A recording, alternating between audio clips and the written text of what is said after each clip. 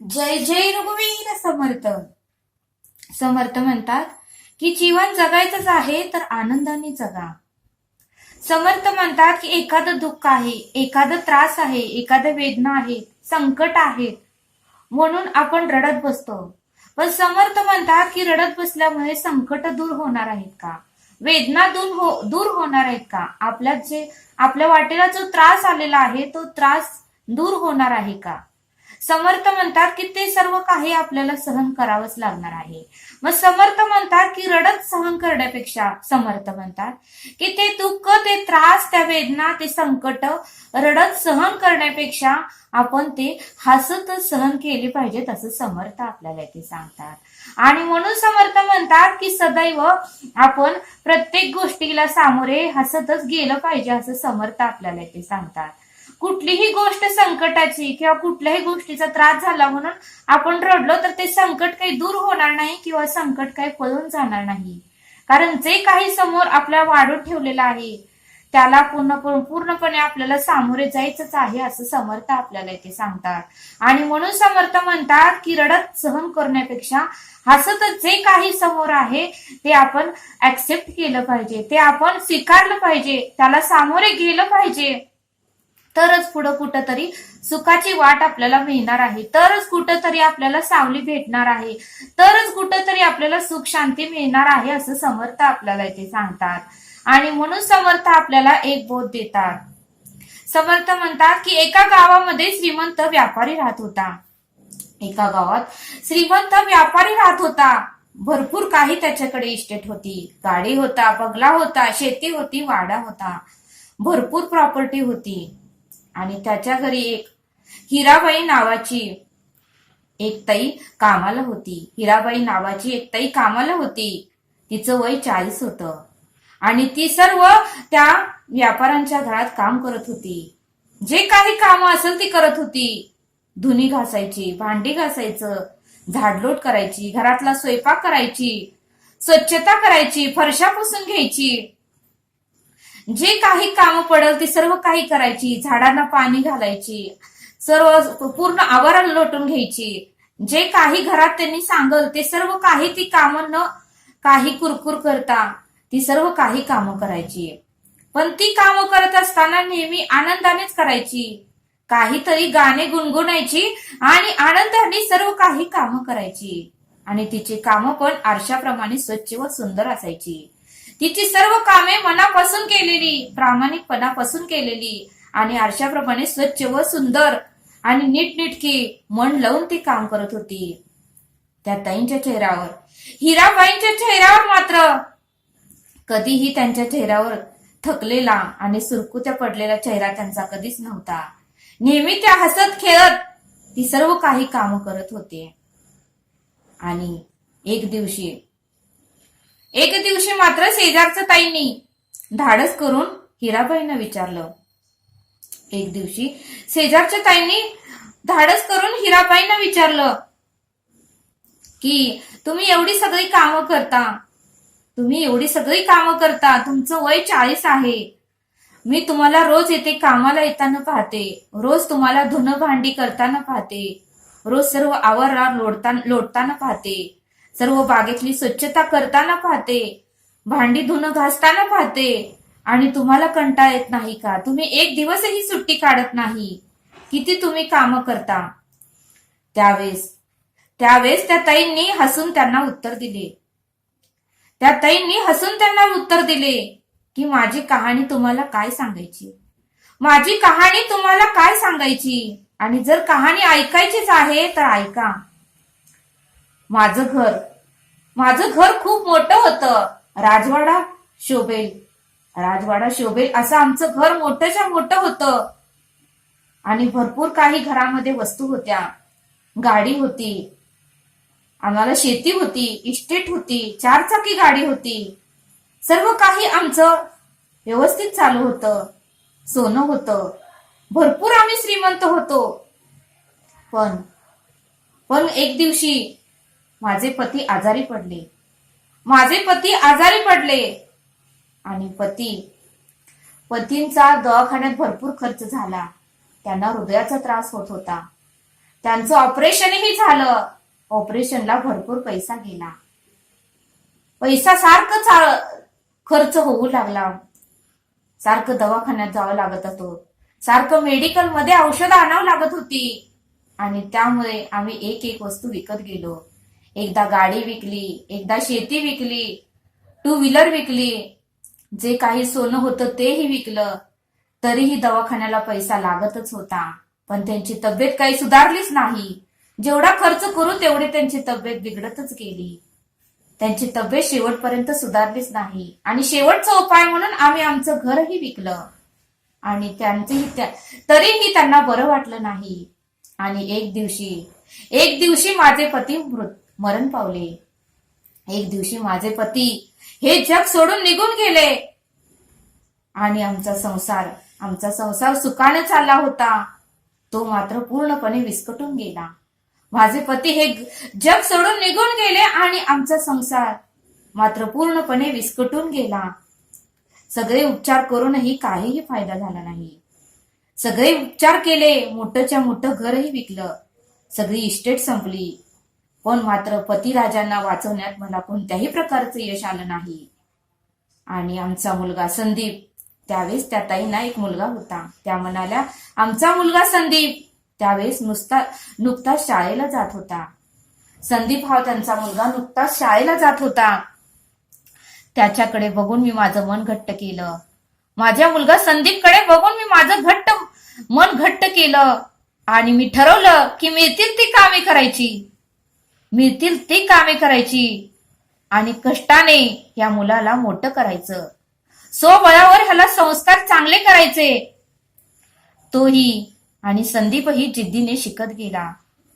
हिराबाईंनी ठरवलं. हिराबाई त्या ताईंना म्हणाल्या की मी ठरवलं की माझ्या चिकाटीने कोणतेही कामे करायची आणि मुलाला मात्र मोठं शिक्षण द्यायचं, त्याला उत्तम संस्कार द्यायचे. आणि त्याच्याकडे बघूनच मी माझं मन घट्ट केलं. आणि आता तो डॉक्टरी कोर्सला शेवटच्या वर्षाला आहे. हिराबाई त्या ताईंना म्हणाला की माझा मुलगा मोठा झाला आहे आणि आता तो डॉक्टरी कोर्सच्या शेवटच्या वर्षाला आहे.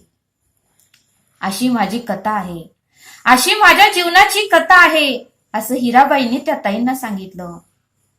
आणि मग त्या बाईंनी दुःख चेहऱ्यावर येऊच दिलं नाही. हिराबाईंनी मात्र दुःख चेहऱ्यावर येऊच दिलं नाही. जिद्दीने आत्मविश्वासाने तिची वाटचाल सुरूच होती. मग त्या ताईंनी विचारलं, मग त्या शेजारच्या ताईंनी हिराबाईंना विचारलं, अशाही परिस्थितीत आपण आनंदाने कसं जगता? त्यावेळेस त्यांनी विचार केलं, बघा ही जी परिस्थिती आहे ती काही सुधारणार नाही. माझं जे काही इस्टेट, बंगला, गाडी, सोनं, माझं घर हे रडून मला परत मिळणार नाही. मी किती जरी रडले, आयुष्यभर जरी रडले तर परत ते मला मिळणार नाही. आणि हे मला अगदी मनापासून माहिती आहे. मिळेल पण मी कष्ट केल्यावर, मी पैसे मिळाल्यावर, मी जिद्दीने मिळेल ते काम केल्यावरच मला मिळणार आहे. मग मी रडत का काम करायचं? मी माझ्या मनाला ठरवलं की जे काही गेलंय ते मी परत मिळवणार. पण मग मी रडत का बसायचं? मी जे काही मिळवणार आहे ते आनंदानेच मिळवणार आहे. कारण रडत बसून मला गेलेलं जे काही इस्टेट आहे ती परत मिळणार नाही हे मला समजलं आहे. आणि म्हणूनच मी प्रत्येक काम हे आनंदानेच करते आणि भक्तिगीत गुणगुणते आणि स्वतःला आनंदित ठेवण्याचा मी प्रयत्न करते, असं हिराबाईंनी त्या ताईंना सांगितलं. आणि त्यावेळेस त्या ताईंनाही फार बरं वाटलं की खरंच तुमच्याकडून बरंच काही शिकण्यासारखं आहे, असं त्या ताईंनी हिराबाईंना सांगितलं. आणि हिराबाई मात्र सतत आनंदित काम करतच राहिल्या. म्हणून समर्थ म्हणतात की प्रत्येकाच्या आयुष्यात दुःख आणि त्रास, वेदना, संकट हे असतातच. रडत बसून ती काही कमी होणार नाही. उलट जर आपण हसत काम केलं तर आपल्यालाच आनंद मिळणार आहे, असं समर्थ आपल्याला इथे सांगतात. म्हणून समर्थ म्हणतात की गडगडणारे ढग, कडाडणाऱ्या विजा, टपटप पडणारे पावसाचे थेंब आणि खळखळणारे ओढे, झुळझुळणाऱ्या नद्या, चिवचिवट करणाऱ्या चिमण्या आणि कुहू कुहू करणारे कोकिल, हे सर्व निसर्गाचे संगीत आपल्याला ऐकायलाच हवे. हे सर्व निसर्गाचे संगीत आपल्याला ऐकायला हवे. हिरवी झाडे निळे आकाश, हिरवी झाडे निळे आकाश, निरनिळ्या आकाराचे काळे ढग, निरनिळ्या आकाराचे काळे ढग, इंद्रधनुष्याची रंगसंगती, या गोष्टीही आपण मनापासून पाहिल्या पाहिजेत. म्हणून समर्थ म्हणतात की निरनिळ्या पुरावरून उडणाऱ्या इवलीशी फुलपाखरं, निरनिळ्या कलरची फुलावरून उडणारी इवलूशी फुलपाखरं ही आपण बघितली पाहिजे.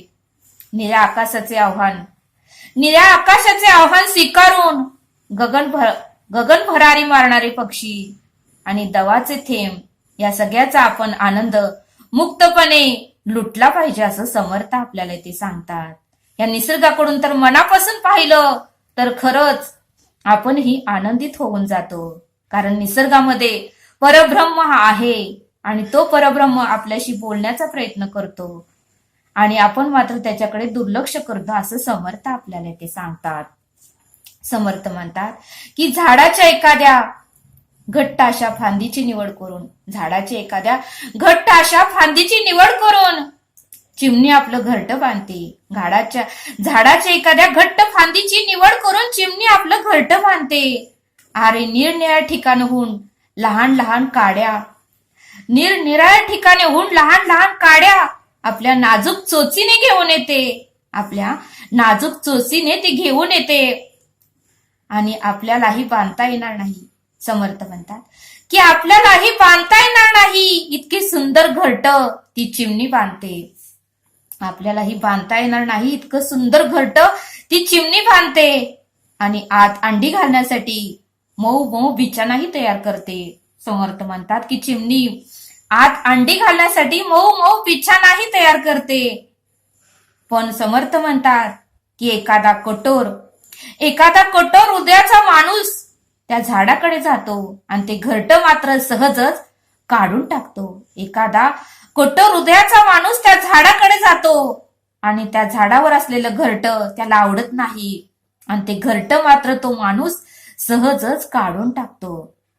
आणि मग तिथे चिमणी येते आणि चिमणीची चिवचिवाट सुरूच होते आणि ती चिमणी मात्र या फांदीवरून त्या फांदीवर, या फांदीवरून त्या फांदीवर होते. तिचा जीव कासावीस होतो. एवढं त्रास सहन करून, एवढा वेदना सहन करून, एवढं कष्ट करून माझं घरटं कोणी मोडलं याचाच ती विचार करते. म्हणून समर्थ म्हणतात की माणसानेही विचार करावा. म्हणून समर्थ म्हणतात की माणसानेही विचार करावा. कुठल्याही पशुपक्ष्यांचं घरटं सहजच तोडू नये, त्यांचा तळताट घेऊ नये. कारण ते घरटं बांधण्यासाठी त्यांनाही त्रास सहन करावा लागला आहे, त्यांनाही वेदना सहन कराव्या लागल्या आहेत, त्यांनाही चोचीतून सर्व काही आणावं लागलं आहे आणि मगच त्यांचं घरटं तयार झालेलं आहे. ते घरटंही त्यांचं सहजासहजी तयार झालेलं नसतं. म्हणून मनुष्यानेही त्यांच्या घरट्यांचा विचार थोडा तरी केला पाहिजे असं समर्थ आपल्याला इथे सांगतात. म्हणून समर्थ म्हणतात की आपल्याला घर बांधताना किती कष्ट होतात. समर्थ म्हणतात की आपल्याला घर बांधताना किती कष्ट होतात, किती त्रास होतो. आपल्याला घर बांधताना किती पैसा खर्च करावा लागतो, किती कष्ट होतात, किती त्रास होतो, किती वेदना होतात, किती दुःख होतं. हे सर्व काही सहन करून आपण आपलं घर बांधतो, आपण आपला बंगला बांधतो. मग त्या मुक्या बिचाऱ्या चिमणीचे घरटे, त्या मुक्या बिचाऱ्या चिमणीचे घरटे मात्र आपण सहजतेने तोडून टाकतो. असं आपण का करतो असं समर्थ आपल्याला इथे सांगतात. आणि म्हणून समर्थ म्हणतात की पशुपक्ष्यांचे घरटे तोडण्यापूर्वी क्षणभर तर थोडा तरी विचार आपण केला पाहिजे असं समर्थ आपल्याला इथे सांगतात. पण ती चिमणी ही परत घाबरत नाही. समर्थ म्हणतात चिमणी ही पुन्हा घाबरत नाही. चिमणी पुन्हा दुसरं घरटं बांधण्यात गुंतलेली असते. तिचा नवीन उत्साह, नवा आत्मविश्वास, नवे स्वप्न, नवे घर ती चिमणी परत तयार करते आणि आपल्याला तिच्याकडून शिकायचं आहे. कारण एवढं संकट येऊनही, एवढं घरटं तुटूनही ती चिमणी मात्र पुन्हा आत्मविश्वासाने दुसरं घरटं बांधायला तयार होते. म्हणून समर्थ म्हणतात की चिमणीकडून सुद्धा आपण काहीतरी शिकलं पाहिजे असं समर्थ आपल्याला इथे सांगतात. म्हणून समर्थ म्हणतात की चिमणी ती परत रडत बसली नाही, तिने हसून परत दुसरे घरटं बांधायला सुरू केलं असं समर्थ आपल्याला इथे सांगतात. समर्थ म्हणतात की लहानसे मूल वर्षभराचे झाले की उभा राहायला बघते. लहानसे मूल वर्षभराचं झालं की उभा राहायला बघते. आणि भिंती धरून चालायला बघतं, भिंतीवरून चालायला शिकतं. आणि आपण मात्र त्याला 3 चाकी एक गाडी आणून देतो. पण नंतर नंतर ते मूल हसत हसत आपोआप उभे राहतं. नंतर मात्र ते मूल हसत हसत प्रयत्न करून आपल्या पायावर उभंच राहतं. तोल सांभाळत सांभाळत एक एक पाऊल पुढे टाकतं. ते लहान मूल आपला तोल सांभाळत सांभाळत एक एक पाऊल पुढे टाकतं. आणि हळूच मध्येच धपकन पडतं, हळूच मध्येच धपकन पडतं. आणि थोडा वेळ गंभीर गंभीर घाबरलेला चेहरा करतं. थोडा वेळ गंभीर घाबरलेला चेहरा करतं. आणि थोडा वेळ तिथेच थांबतं. थोडा वेळ तिथेच थांबतं, नाराज होतं, निराश होतं, आपण कसं पडलो. पण परत मात्र रडत बसत नाही. ते लहान मूल मात्र परत रडत बसत नाही. ते पुन्हा आत्मविश्वासाने, जिद्दीने, शक्तीने पुन्हा ते लहान मूल उठतं आणि पुन्हा तो चालण्याचा प्रयत्न करतो. ते लहान मूल पुन्हा उठतं, पुन्हा चालण्याचा प्रयत्न करतं आणि परत ते हसत चालायचा प्रयत्न करतं आणि मोकळेपणाने मनसोक्त गोड हसतं. ते लहान मूल मोकळेपणाने मनसोक्त गोड हसतं, कारण त्याला आनंद झालेला असतो की आता मला कशाचीही गरज लागत नाही. आता मी कुणाचाही गरज न घेता, कुणाचाही आधार न घेता व्यवस्थित चालू लागलो आहे. त्याच्या मनाला आनंद निर्माण होतो आणि तो मनसोक्त गोड हसतो. तसं समर्थ म्हणतात, ते समर्थ म्हणतात की त्या लहान मुलाला मागच्या अपयशाचा खुणा त्या मुलाकडे शिल्लकच नसतात. त्या लहान मुलाकडे मागच्या अपयशाच्या थोड्या सुद्धा खुणा त्या मुलाकडे शिल्लक नसतात. मागचं ते कधीच आठवत नाही की आपण पडलो, आपण धरून चालत होतो, आपण 4 वेळा पडलो, हे कधीच आठवत नाही. आपल्याला आता चालता यायला लागलंय आणि पुढे आपण असंच प्रयत्न करत राहायचं, एवढाच तो लहान मुलगा विचार करतो. म्हणून समर्थ म्हणतात की ते लहान मूल सुद्धा रडत चालत नाही, तर ते लहान मूल सुद्धा हसतच चालण्याचा प्रयत्न करतो. आणि म्हणून समर्थ म्हणतात की आपण सुद्धा जीवन जगताना हे हसतच जगायचं आहे. आपण सुद्धा जीवन जगताना हसत जगायचं आहे, असं समर्थ आपल्याला इथे सांगतात. आणि आपलं सुद्धा जीवन आपण आनंदाने जगायचं, असं समर्थ आपल्याला इथे सांगतात. म्हणून समर्थ म्हणतात की चिंता काळजाचे जोखंड घेऊन कामे करू नका. चिंता काळजाचे जोखंड घेऊन कामे करूच नका. उदास चेहरा कशासाठी, समर्थ म्हणतात, उदास चेहरा तर कशासाठी ठेवता. एक दिवस जगणारे फुलही किती आनंदी देतो. एक दिवस जगणारे फुलही किती आनंदी जीवन जगतो, सर्वांना सुगंधित करतो, सर्वांना प्रसन्न करतो, देवाच्या चरणी जातो. ते फुल म्हणतंय का, उद्या मला कोणतरी तोडणार, उद्या माझा आयुष्याचा शेवटचा दिवस आहे, उद्या मी हे जग सोडून जाणार, कधीच नाराज होत नाही. एक दिवस जगणारे फुलही किती आनंदाने जगतं आणि सर्वांना सुहास देऊन जातं. आपल्या भोवतालचे वातावरण ते कसे उत्साही आणि आनंदी ठेवतं. ते फुल सुद्धा आपल्या भोवतालचे वातावरण आनंदी आणि उत्साही ठेवतो. म्हणून समर्थ म्हणतात की मुंग्यांचा प्रवास बाजार कसा चालू असतो. अडथळे आले तरी क्षणभर थांबून त्या कशा पुढे जातात. मुंग्यांचा प्रवास कसा चालू असतो. अडथळे आले, विघ्न आले, त्रास झाला तर त्या क्षणभर थांबतात आणि पुढे चालण्याचा प्रयत्न करतात. या कड्यावरून उड्या मारतात आणि अडथळ्यांना न जुमानता नदीची वाटचाल कशी पुढे पुढे असते.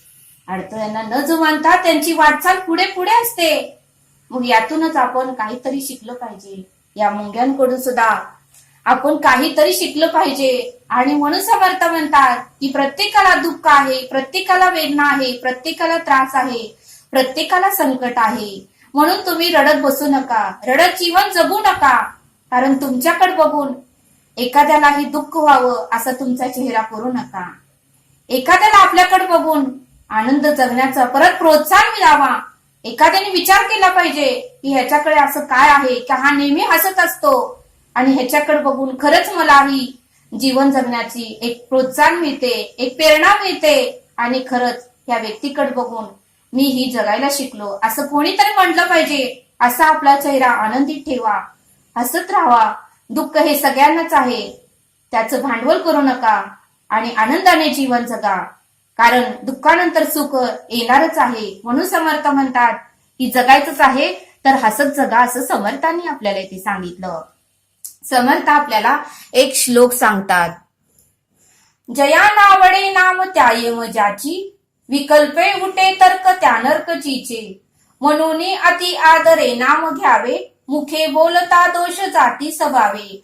या श्लोकाचा अर्थ समर्थ सांगतात की ज्याला राम नामाची भगवंताची आवड नाही, ज्याला राम नामाची भगवंताची आवड नाही, अशा माणसाला यम भयंकर त्रास देतो. ज्याला राम नामाची भगवंताची आवड नाही, अशा माणसाला यम भयंकर त्रास देतो. त्याला यम यातना ठरलेलंच आहे. त्या व्यक्तीला यम यातना हे ठरलेलंच आहेत. ज्याच्या मनात भगवंताविषयी संशय आहे, ज्याच्या मनात नामाविषयी भगवंताविषयी संशय आहे, कृतर्क आहे, त्याला अघोर नरकच प्राप्त आहे. त्याला मात्र अघोर नरकच प्राप्त आहे. म्हणून अत्यादराने त्या परब्रह्माचं, त्या ईश्वराचं, त्या भगवंताचं आपण नाम घ्यावे. अत्यादराने त्या भगवंताचं, त्या ईश्वराचं आपण नाम घ्यावे आणि श्रद्धायुक्त नामस्मरणाने चिंतातील समस्त दोष, आपल्या चिंतातील समस्त दोष सहजतेने निघून जातात. म्हणून अत्यादराने भगवंताचे आपण नामस्मरण केले पाहिजे. अशा या श्लोकाचा अर्थ समर्थांनी आपल्याला इथे सांगितला. तरी तुम्ही या चॅनलवर नवीन असाल तर चॅनलला सबस्क्राईब करा. व्हिडिओ आवडल्यास लाईक करा. भेटूया पुढील भागात. धन्यवाद. जय सद्गुरु.